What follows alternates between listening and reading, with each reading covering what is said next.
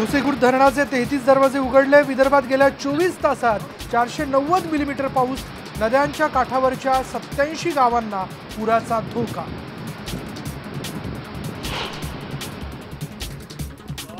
नागपूरमध्ये मुसळधार पावसात वाहून गेल्यानं 2 लहान मुलांचा मृत्यू। एक मुलगी बेपत्ता। पाऊस थांबल्यानं पाणी ओसरलं।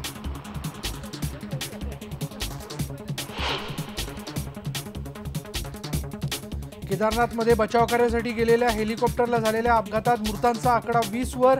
शहीदांमध्ये महाराष्ट्रातले 2 जवान।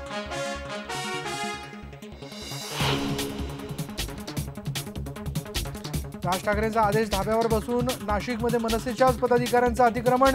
महापालिकेत अतिक्रमण करून घेतलं जातं नियमित।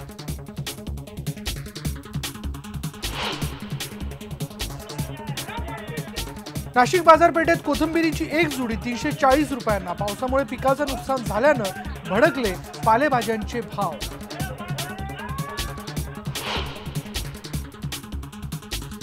दक्षिण आफ्रिकेतला वर्णभेद मिटवण्यासाठी लढणारे नेल्सन मंडेला यांची प्रकृती गंभीर।